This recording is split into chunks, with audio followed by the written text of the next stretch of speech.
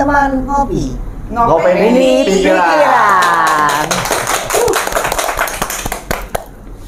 Jadi kita bahas apa nih Pak? Ini saya di antara bidadari-bidadari. Jadi malam ini kita ngobrol santai. Obrolan malam ya Pak? Obrolan malam. Jadi kalau obrolan malam itu pasti hot ya. Nah, Di sampingnya ranjang, nggak kelihatan kan? udah pantas gua nggak ikut udah kemana? Ntar takutnya kepanasan. Nggak punya pasangan. Loh, kamu di situ aja suaranya paling keras. Ini kayaknya sampai lantai 3 di sana. Iya, tapi ada yang menarik ya malam ini tuh karena kita sedang ada di Bali. Ya. Kita ada di Bali, kita di Jimbaran. Karena besok ada acara retreat meditasi 3 hari, Jumat, Sabtu, Minggu. Ya. Ini malam Jumat. Oh iya ya, malam Jumat ya, obrolan malam. Itu ritualnya ngapain? Yang hot-hot. Hot-hot. Ya, up Kopi. tema pembicaraannya maksudnya. Iya. Oh. Nah, karena hot, jadinya gerah. Iya. Belum mulai udah gerak dulu Nah, Bapak tuh gerah tuh karena diantara bidadari-bidadari. Katanya kan gitu kan, katanya kan ada salah satu guru spiritual yang mengklaim dirinya. Kesuksesannya sebagai guru spiritual itu karena banyak yang tidak bisa dilakukan laki-laki bisa dia lakukan. Wah. Contohnya apa Jadi tuh, Pak? banyak, katanya sih banyak laki-laki yang iri gitu. Oh, itu over PD itu. Nah itu makanya kenapa kok itu bisa jadi tolak ukur gitu. Iya. Tolak ukur keberhasilan seorang guru gitu. Ya, tolak ukurnya dari mana gitu. Enggak. Ya, itu Dari tadi. iya maksudnya itu Dari kan bahwa dia banyak diiriin oleh laki-laki. Karena semua hal yang didambakan laki-laki bisa dia lakukan. Misalnya apa salah satunya Pak? Salah satunya uang banyak. Oh. Dia bisa bayarin celek banyak, misalnya gitu ya. Kemudian bisa pergi kemana aja, walaupun nggak ada buktinya. Jadi self proclaim Nah, sebenarnya. iya. Karena kan kalau dibilang bahwa banyak laki-laki yang iri, ini kan bentuk dari ego kan. Iya. ya, Pak. Kalau itu jadi tolak ukur ya, tolak ukur misalnya, Agung, pekerjaan Pak Agung itu dikatakan sukses karena apa gitu kan? Terus saya jawab, sukses di pekerjaan saya itu karena banyak laki-laki yang iri sama saya gitu. Nah, ini kan sebetulnya pernyataan secara implisit tentang ego kan? Iya. Kan? Loh itu loh laki-laki tuh iri sama aku gitu. Itu kan ego kan? Iya, tuh, Pak. Nah, kalau yang dijadikan tolak ukur itu ego, bagaimana mungkin itu termasuk spiritualitas? Jadi paradoks. Ya. Sedang dengan pernyataan itu dia sedang menjelaskan dirinya sendiri bahwa dia itu ego. Gitu. Dia itu ego. Ya. Bukan orang yang bermain di spiritualitas sebenarnya. Nggak sadar kan? Iya. Menyatakan hal seperti itu gitu. Banyak banget, ya bukan banget ya, karena kalau di antara 5-4 yang melakukan pernyataan-pernyataan secara implisit dia nggak sadar, dia sedang menjelaskan ke publik siapa dirinya kan gitu kan. Tapi bisa jadi itu dijadikan strategi bisnis, Pak, untuk menarik para laki-laki lain yang ingin membuat lelaki lain iri bisa belajar spiritualitas itu untuk seperti dia gitu, bisnis kan? Iya, iya. Jadi Jadi menarik ego-ego laki-laki yang sama. iya. Jadi marketingnya gitu ya. Iya, Jadi marketingnya jualannya nunjukin keberhasilan dia dari ego-ego laki-laki yang dia tangkap itu akan tersulut gitu. Iya, ego tersulut. Ironis ya kalau menurut saya ya, ironis itu seharusnya kan kita mengedukasi masyarakat. Iya. Seharusnya kan mengedukasi.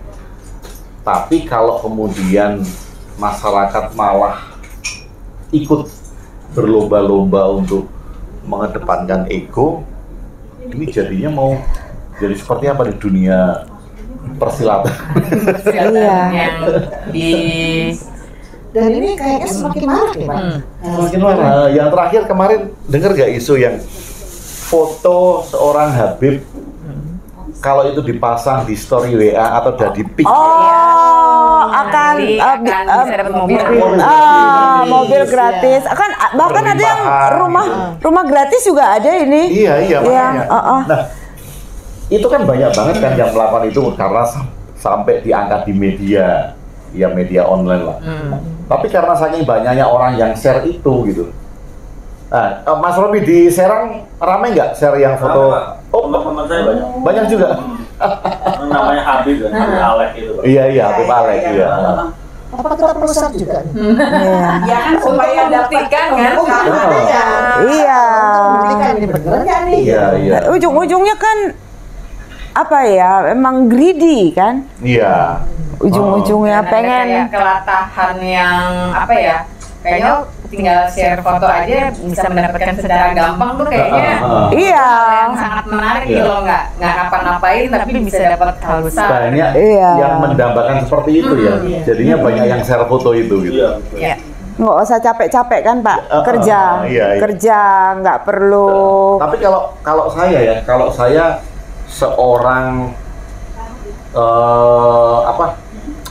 kalau di marketing itu yang investigasi pasar. Jadi misalnya saya mau buka kafe nih, di daerah ini tuh banyak orang yang senang kopi nggak ya? Kan saya harus melakukan investigasi Riset. di bagian riset. Nah, kalau saya melihat banyak masyarakat yang share itu, saya langsung tahu bidang bisnis apa yang akan saya buka. Iya. Iya. Nah tentu kan bidang bisnis yang dibuka ya agama dan spiritualitas. Agama kan emang sarana yang paling mudah untuk apa? Bisnis ya. Untuk bisnis ya. Ya kalau Bisnisnya gampang banget. Jadi merasa kebersamaan sama padahal di balik itu ada maksud tertentu kan nggak terbaca atas nama agama bisnis. Empuk, tapi juga misalnya kalau udah dipakai ya contohnya pinjam ayat atau itu kan nggak ada yang bisa mendebat gitu dalam hal kayak udah dikunci jadi ikut. Atau pernah punya pengalaman pribadi Mbak Mida tentang terjeratnya gitu ya, terjeratnya bisnis agama gitu? Belum pernah Pak. Dan jangan.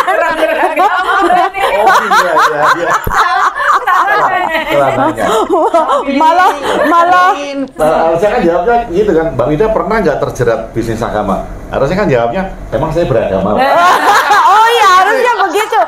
Emang saya beragama Pak. Itu keuntungannya orang yang melepaskan diri dari agama ya. Jadi dia tidak terjerat dengan bisnis agama. Iya malah miris kan. Sementara di situ ajarannya do dan, tapi yang dan didu terus. Miris. Ya makanya kalau kita ngelihat fenomena banyak yang share-share itu kan kita miris ya. Banyak gitu. Masyarakat kita yang masih percaya dengan hal-hal itu. Mencari kalau orang Jawa bilang itu ngalap berkah. Iya. Oh ngalap berkah. Ngalap berkah jadi bekas minumnya kiai, minum. Iya. Itu sampai sekarang masih banyak. Masih banyak. Iya. Atau bekas cuci kakinya diminum. Ada nggak sih kalau ada nggak Mas Rob? Masih sih, tapi orang tua biasanya ibu biasanya. Oh. Ya kalau ibu masih. Iya. Minum. Kalau ibu masih inilah ya ibunya sendiri gitu. Banyak kalau kita melihat masyarakat kita yang seperti itu, kemudian ada edukasi tentang literasi, ya mitos, kemudian cerita-cerita legenda gitu misalnya yang itu cerita legenda itu mitos gitu. Kira-kira butuh berapa lama masyarakat kita itu bisa cerdas dengan hal semacam Kayaknya itu? cukup butuh waktu ya Pak. Maksudnya Kalau kan cuma bisa generasi gitu. Iya. generasi ya, bukan Antar generasi. Kalau cuma Iya. 10-20 tahun kayaknya susah ya. Berkacanya aja ke saya Pak. Tadi saya habis diskus sama Dian saat melihat sebuah tayangan di TV gitu. Kenapa kita nggak bisa ngelihat gitu, ada perang kan? Ini contoh Tuhan itu nggak bisa berbuat apa-apa dengan kematian mereka, penderitaan mereka. Tapi dulu kok kita nggak bisa lihat ya? Dulu. Iya. Tapi sekarang bisa cekikan gitu berdua. Dengan melihat berita yang sama ya? Dulu iya kan, karena itu terulang, perang itu kan terulang terus dari saya masih kecil. Sekarang udah point of view-nya udah berbeda gitu. Ini yang Israel sama Palestina. Iya, Hamas kan. Iya, Hamas. Di grup WhatsApp kompleks saya, kompleks saya, ada satu grup WhatsApp yang kemudian mengirimkan video perjuangan rakyat Palestina, dia bilang gitu kan. Kemudian captionnya itu, kita patut bangga dengan mereka, bahwa mereka sekuat tenaga masih menjaga Masjid Al-Aqsa, masih menjaga tanah suci yang ada di sana. Gitu. Nah, ini kan ironis kan? Ironisnya karena point of view tadi tidak bisa melihat apa sih yang sebenarnya terjadi gitu. Dipikirnya kan itu masih membela agama. Membela agama, iya. Ya sedih juga ya. Padahal kan di situ bukan hanya agama kan, udah politik banget sebenarnya, multi kepentingan, berlapis-lapis gitu. Tapi sebenarnya di sini pun juga politik, mereka kan juga menggunakan politik Palestina dianggap sebagai agama kan, mereka juga main politik juga. Jadi untuk menurut keuntungan sendiri. Gitu. Itu Jadi udah mulai lagi tuh. Dan laku banget. Gitu kan, laku banget. Maksudnya itu terus semua grup WhatsApp terus galang dana itu cepat sekali tuh. Itu Hal-hal galang yang dana seperti itu. kembali lagi atas nama ini, akhirnya kita tuh menarik dana sekelompok orang yang ini perjuangan untuk ini gitu. Itu bisa jadi idenya Bunda Dita loh. Nanti sama Evi, detox emotion sebagian disumbangkan untuk Itu cepet itu untuk Palestina, untuk Hamas. Boleh tuh gitu akan nanti. Boleh banyak. Kan itu kan jual wanita, anak-anak yang terzalimi. Kan? Yang anak-anak Kan selalu seperti itu, anak-anak dan wanita. Tapi kan lagunya Pak, sejak saya masih SD, sekarang saya 50 tahun. SD lagunya begitu, berlindung lagi di balik anak-anak, berlindung lagi di balik wanita, terulang lagi dari saya SD. Lagunya sama. Nanti setelah bam wanita dan anak-anak, wanita dan anak-anak gitu. Itu makanya kalau bisa melihat hal-hal yang sama dengan point of view yang berbeda, ini kan jadi pelajaran buat kita ya. Nah, mungkin ada orang-orang di luar sana yang baru melihat pertama kali gitu film-film Israel Palestina. Mungkin mereka memasuki fase yang pertama melihat seperti Mbak Mida dulu pertama melihat itu. Iya. Nah, itu kita kembali lagi mengukur sama Dian. Bapak tanya kan berapa waktu yang itu. Rasanya cukup lama loh, Pak. Iya, benar, bisa generasi dan generasi itu ya. Mesti ya bersama-sama. Iya, yang berani speak up ya Pak. Maksudnya sudut pandangnya gitu. Artinya ya kita bersama-sama untuk mencerdaskan. Iya. Iya.